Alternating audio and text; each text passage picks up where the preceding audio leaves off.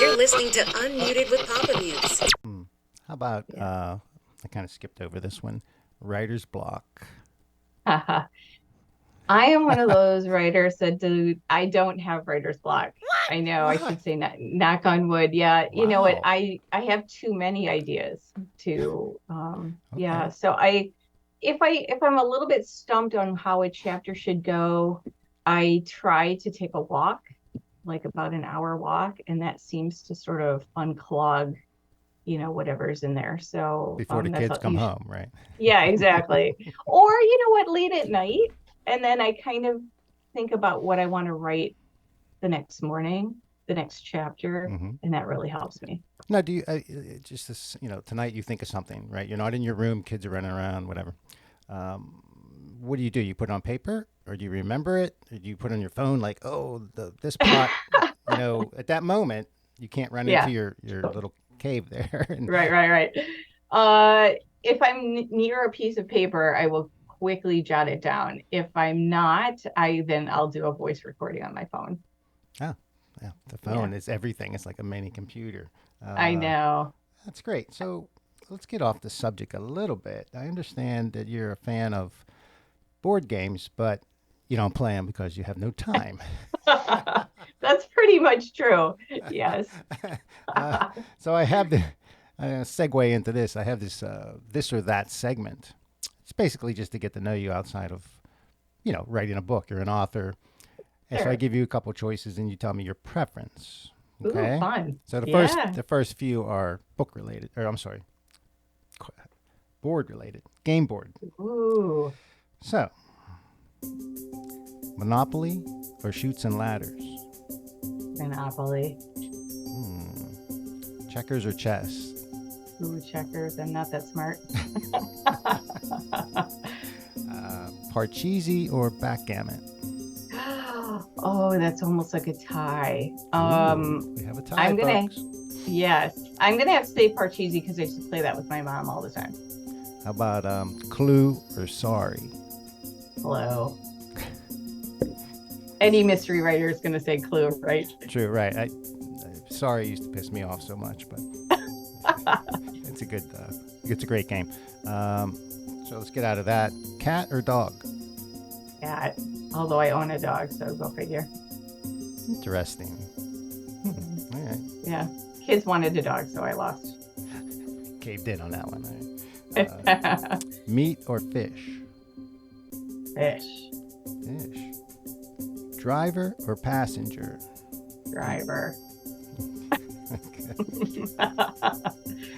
Country or city? Oh, gosh. I grew up in the country, but I went to college in the city. You know what? I'm going to have to Mundelein in Chicago. Okay. Yeah. I guess I'd have to say country. Okay.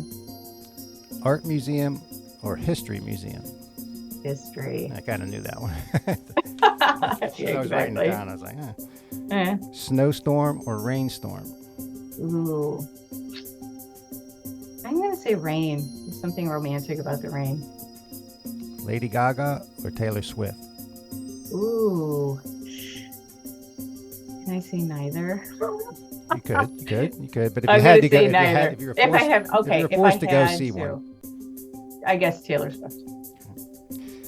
Last one. Glenn Miller Orchestra or Count Basie Orchestra? Oh my God. Now that's a real question. I'm going to have to say Glenn Miller. Yeah, it's funny because when I hear that name, my dad used to play it, albums and, the whole, whatever, 33s or whatever they were called years ago. And that was like, Glenn Miller was like Lady Gaga. I mean, it was just so popular. I was little, whatever's Sure. on was on. I had no choice there, but it stuck out quite a bit. Where can people find your books? Well, you can go to my website, michellecoxwrites.com. The books are everywhere where books are sold. You can get them at your local library. You can ask your local bookstore to stock them, Amazon, Barnes & Noble, Google. And they're all out on audio too, and they are now on Spotify as well. Okay. So, now, how does it work with a library? Right. The library purchases the book and, I get my cut of the royalty. The advantage to selling to libraries is that if I sell 5,000 copies to Target, let's say, or Barnes and Noble, and they sell 100 of those, they reserve the right to send them all back, and that comes out of the author's royalties.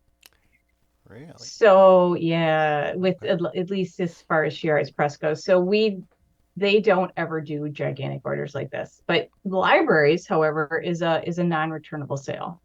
So once a library buys it, it's sold. But so how those about are if, nice. I'm just thinking out loud, if it's in the library and I go and I check it out and I read it and I bring it back and then, Mary Smith does. In other words, the book is being read by multiple people, so they're not purchasing the book.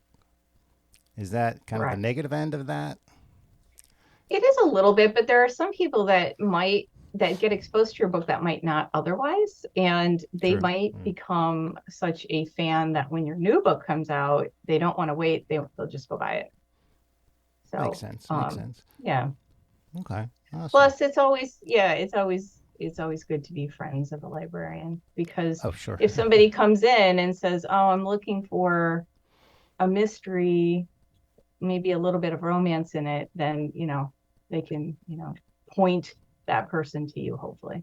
Any advice for up and coming writers, whether they're going to college or they're taking class and they're thinking about it? They see you, they hear about you, other writers, and and they say, I think I can do that. What's the advice besides thick skin? Besides talent, what do you need? You need perseverance and you need discipline. So it's important to write every single day. You can't edit or correct a blank page. So write even if you don't feel like writing, even if you think what you're writing is crap, because it's kind of like you're building muscle, and nobody jumps out of bed and says, "I can't wait to work out." But it's something that you just really have to do. And it's the same with writing. Some days you get out of bed and you don't feel like writing. You don't feel inspired, but you have to sit down and do it. And that's really, I think, one of the secrets to success. And the other thing is, try to understand as early as possible in the process why you're doing this. Are you doing it because it's on your bucket list, like write a book, or are you trying to make a career out of it? Because that will kind of inform a lot of your decisions early on, and you can save yourself a lot of time and money and heartache if you know why you're getting into this in the first place. And sometimes you don't know, and that's fine. But if you can sort of identify that would be fantastic. Yeah. So if it's a passion, great. If it's not, you figure that out quickly. Yes, exactly. Well, look, this has been great. I really appreciate you coming on. This has been fun and informative. Yeah, thanks for having me. Are you writing now? No, I'm in the middle of marketing now. Okay. Answering emails and all that. And doing podcasts. All right. Yeah. Exactly. All right. Well, have a great day. I really appreciate you coming on. You're welcome. Thanks for having me. Take care. Okay. Sounds good. Bye-bye. Bye.